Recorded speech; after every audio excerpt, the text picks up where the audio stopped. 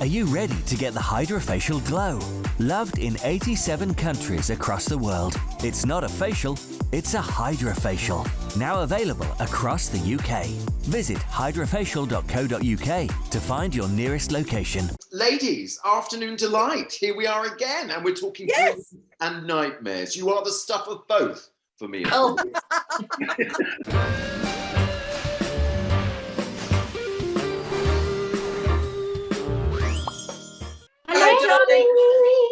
Hello. Now, Richard, I want to say something. You may notice, and again, we all notice, Debbie doesn't look like she's in this country, dear.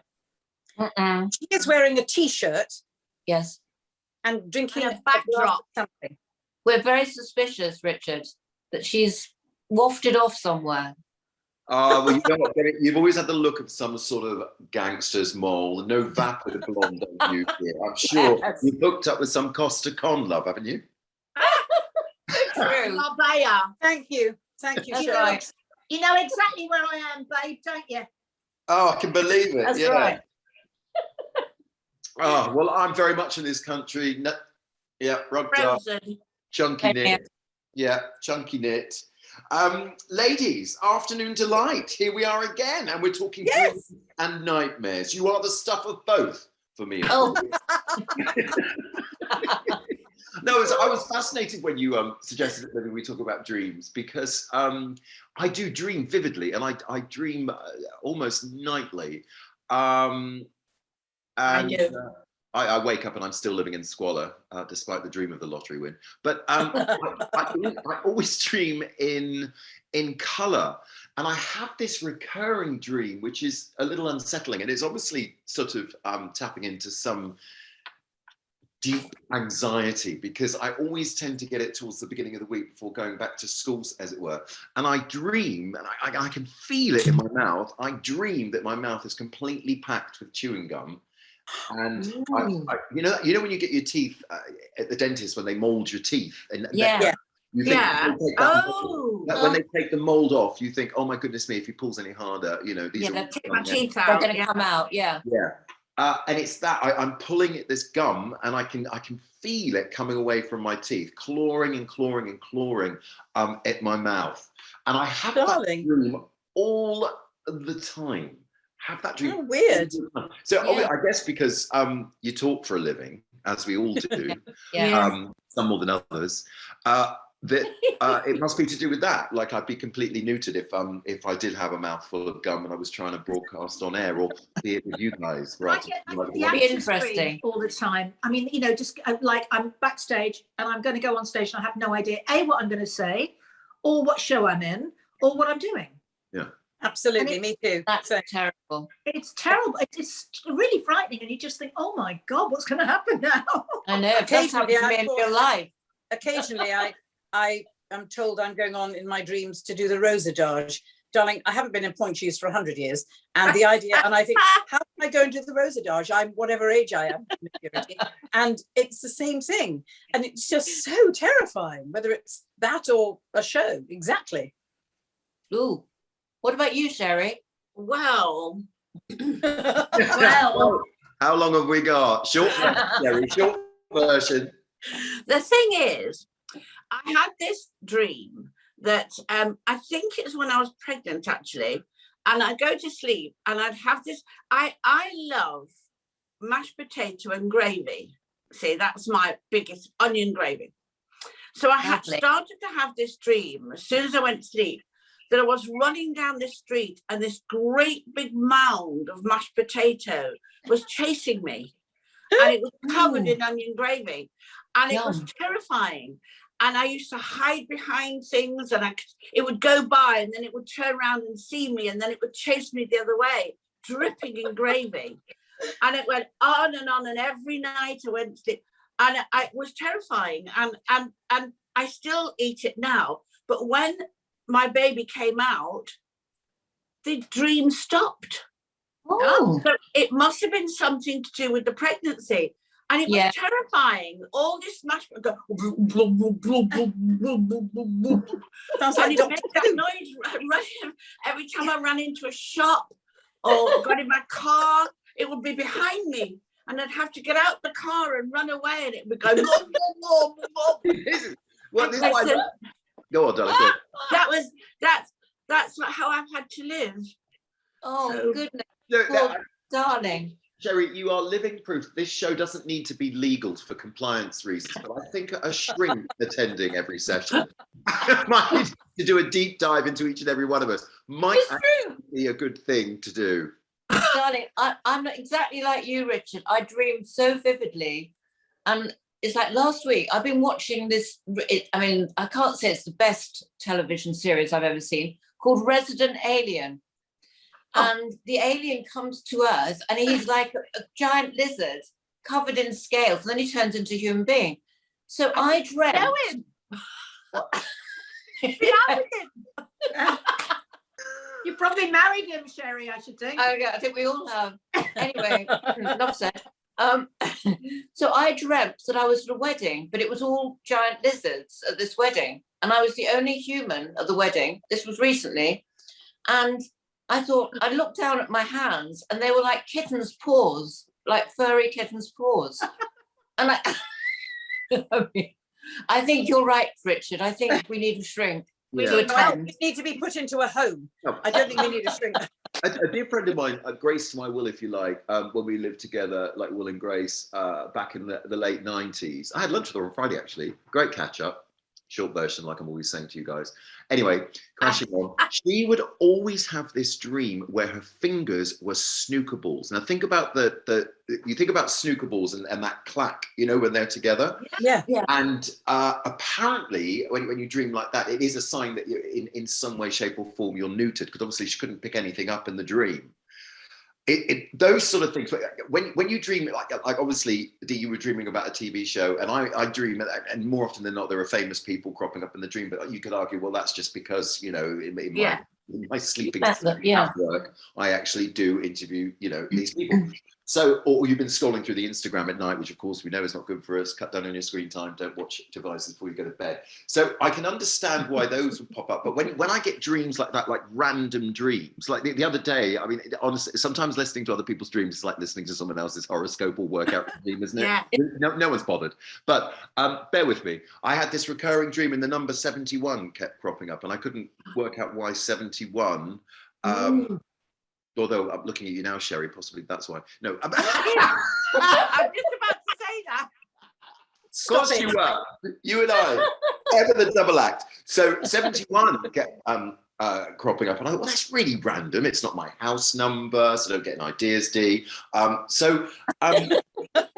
tip-tapped away, and I Googled 71, and it brought up the angel number, and it's a sign of apparently sort of prosperity lying down the tracks or whatever. I mean, forgive me if there's an expert tuning in this afternoon who knows all about angel numbers and stuff, but I like to be sort of in tune with all of that. And I thought, well, I could do with an angel 71. I could certainly do with a haircut. You're good. Yeah, I could do with an angel 71. And I thought, well, when random things like that happen, I become quite fascinated by it. Yeah. And a dear friend of mine in Australia, she wrote a book on children's dreams. Her name is Joan Hanger. She's a very good friend, and I speak to her every weekend. She's a woman of a certain age, if you like, but nevertheless, not diminished in any way, shape, or form. She's a fabulous character, and I've known her for about 25 years. And she used to be, on occasion, Princess Diana's dream analyst, or at least she had a couple. Wow. With the late princess. And Joan tells this fabulous story because she went to Kensington Palace to ask the princess. Obviously, she got in touch beforehand. Arrived at Kensington Palace so that Princess Diana would write a foreword for her book on children's dreams, which she did, you know, because it was something that obviously Diana was quite passionate about. And Joan tells this fabulous story when she arrived at KP, and Paul Burrell met her at the door. Diana bounded down the stairs, apparently, and she looked at Joan, as I say, fabulous character. I mean, she dresses in every colour you'd find on the Barrier Reef, right? And she had these Chanel boots on. And Princess Diana said to Joan, "Oh, I see you're wearing your Charles and Camillas." And of course, she was referring to the two C's. How fabulous is that? But she spoke very fondly of the princess, and won't go into any of the princess's dreams, but I think it's fascinating. And I don't know about you guys, but I tend to dream when either I'm in a state of flux or whether there's a lot going on, obviously. You know, your mind just settles. So if there's any change afoot, I tend to dream more vividly. And it's always in colour as well. Yes. Me too. Have you had nightmares though? Have you had any proper nightmares where you have to wake yourself up? Yeah. And invariably it involves a plane. And oh, really? Yes. Yeah. Are you frightened of flying, Richard? No, not remotely. But invariably, Dee will appreciate this because, of course, unlike the rest of us, she comes from showbiz royalty. So I always find I'm getting, every time I get on the plane, the configuration of the seats is not what it should be. Ooh. And the plane is always flying really low near buildings. Yeah. So I'm already feeling out of joint because I'm thinking, well, this isn't 44A or whatever. 1A and D's. And I'm like, right, oh, this is all a bit odd. And then, and I'm always very near the skyscrapers, and then I wake up. Yes. I always say you should write down after your dreams, how you feel, how you feel when you wake up, because that's a sign, if you want to go down the road of interpreting the dreams. So I don't wake up in a sort of panic, but I wake up sort of out of joint, just very strangely sort of unsettled. Yeah. Do you ever go back into your dream and go back to sleep and carry on dreaming it?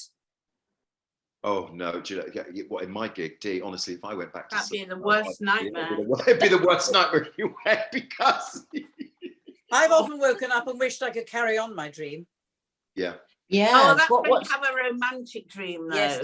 Yes. Putting it politely. I have this awful dream all the time, quite a lot. That I dream I'm trying to reach my mum, and I can't remember her phone number.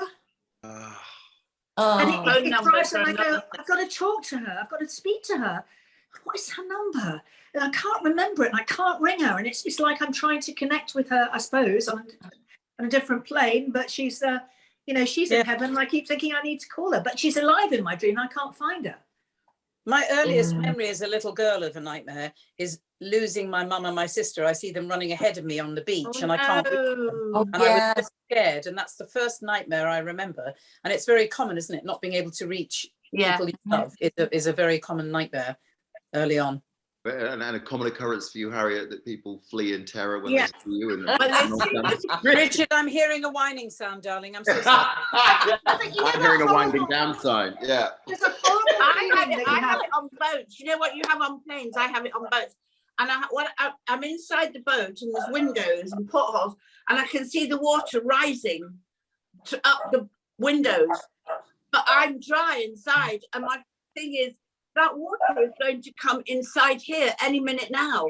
Oh my God. And it just rises and rises and rises. And then I try, and I wake myself up before the water gets in. Yeah.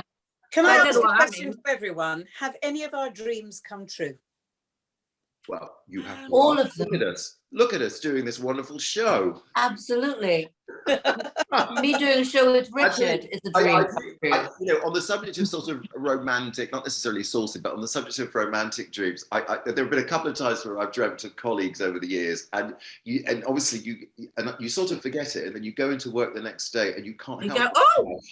You can't help. And you change how you feel about them, don't you? Last week, I dreamt, sorry about this is terrible, but last week I dreamt I was having the most wonderful, passionate affair with Boris Johnson. You did. You told me that.